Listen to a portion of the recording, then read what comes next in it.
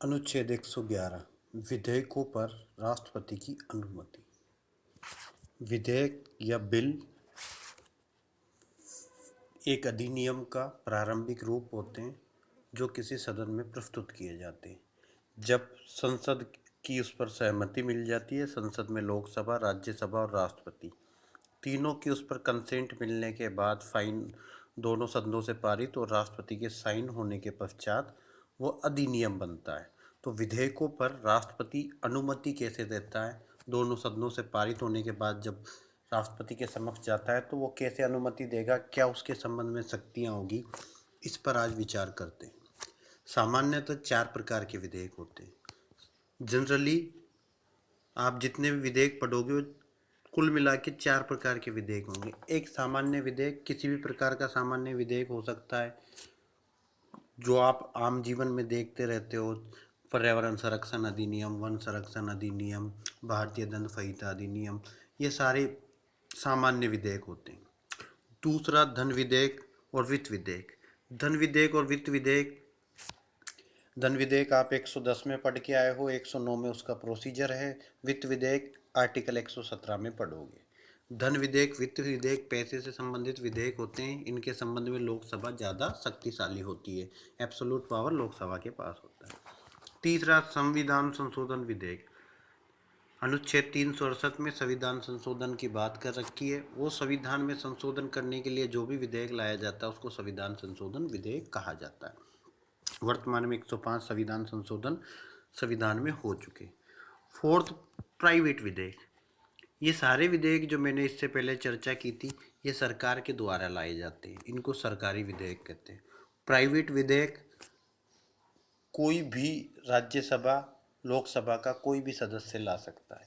सरकारी विधेयक केवल मंत्री लेके आएंगे, मंत्री परिषद का कोई मंत्री ही सरकारी विधेयक लेके आएगा। प्राइवेट विधेयक कोई भी ला सकता है। जैसे हाल में किरोड़ी लाल मीणा ने कॉमन सिविल कोड के ऊपर प्राइवेट विधेयक राज्यसभा में पेश किया था। राजस्थान से सांसद है किरोड़ी लाल जी मीणा, उन्होंने समान नागरिक संहिता कॉमन सिविल कोड के लिए राज्यसभा में प्राइवेट बिल पेश किया था कि ऐसा ऐसा कॉमन सिविल कोड होना चाहिए। आमतौर पर प्राइवेट विधेयक या तो किसी यूनिवर्सिटी खोलने से संबंधित ये विधेयक होते हैं या आप पर्सनली किसी प्रकार का विधेयक पेश करा, इनको प्राइवेट विधेयक बोला जाता है, जो प्राइवेट यूनिवर्सिटी वगैरह खुलती है। तो 4 प्रकार के विधेयक हो जाएंगे। सामान्य विधेयक, सभी प्रकार के विधेयक आते हैं।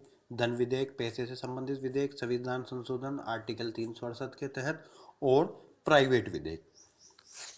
4 प्रकार के विधेयकों पर क्या होता है कि संसद के दोनों सदनों से पारित होने के पश्चात राष्ट्रपति के समक्ष जाते हैं। जब कोई सा भी विधेयक हो संसद से पारित होने के बाद राष्ट्रपति के पास जाएगा तो राष्ट्रपति उस पर अनुमति देने के लिए 3 प्रकार की शक्तियों का प्रयोग करेगा। यही शक्तियां, 3 प्रकार की शक्तियां आपको आरजेएस मेंस में पूछा जाता। आरएस का भी बहुत इंपॉर्टेंट टॉपिक है, एसआई आरएस, जहाँ भी पॉलिटी आती है उसमें ये चीज़ें पूछी जाती है। कौन सी 3 प्रकार की शक्तियाँ होती है विधेयकों के संबंध में राष्ट्रपति के पास, उन पर चर्चा करते हैं कि राष्ट्रपति कौन सी 3 प्रकार की शक्तियों का प्रयोग करता है। ठीक है, सबसे पहली आत्यंतिक शक्ति, एब्सोल्यूट पावर।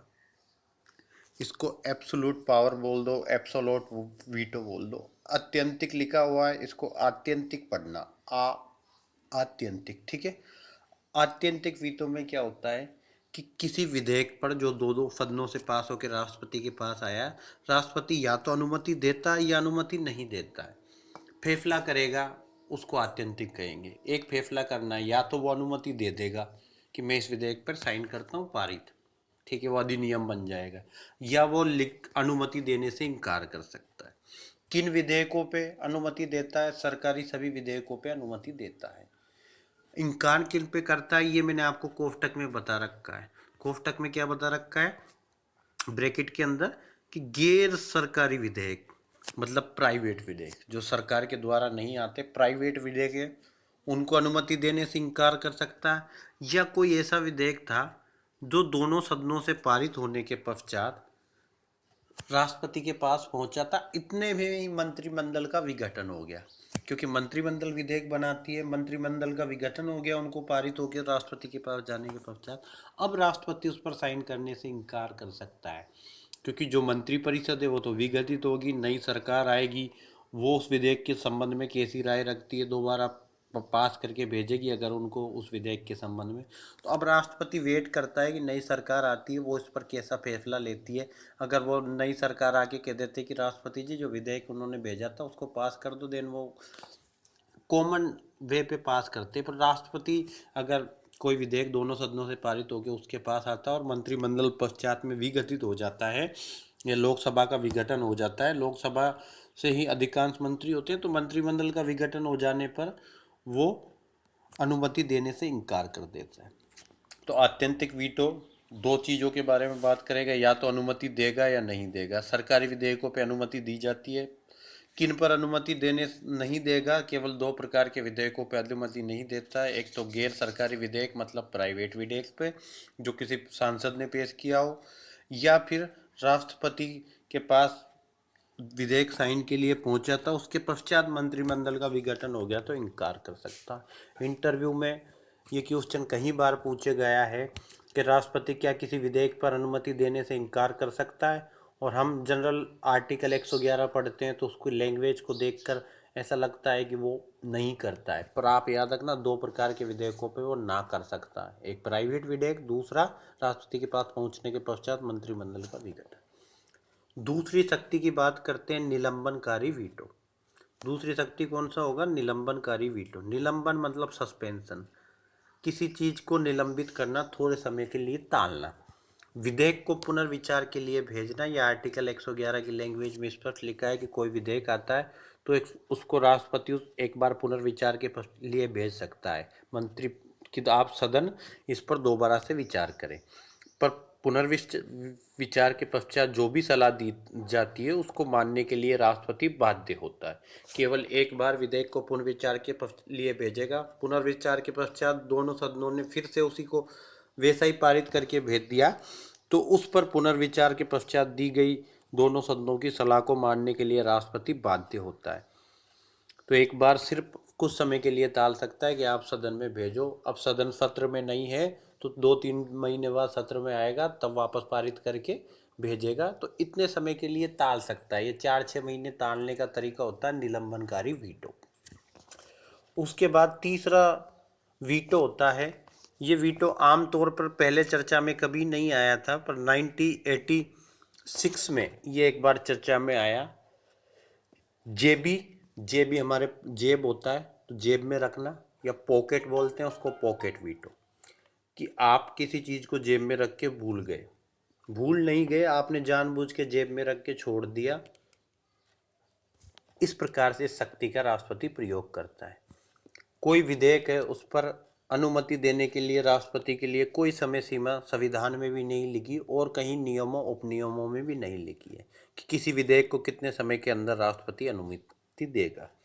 तो राष्ट्रपति क्या करता है कि उस विधेयक पे ना तो अनुमति देता है ना इनकार करता है, उसको वैसा ही रखा रहने देता है। हाँ मैं फैसला लूंगा, अब कब लूंगा इसके लिए टाइम पीरियड फिक्स नहीं है, तो वो कितने भी समय के लिए रोक के रख सकता है।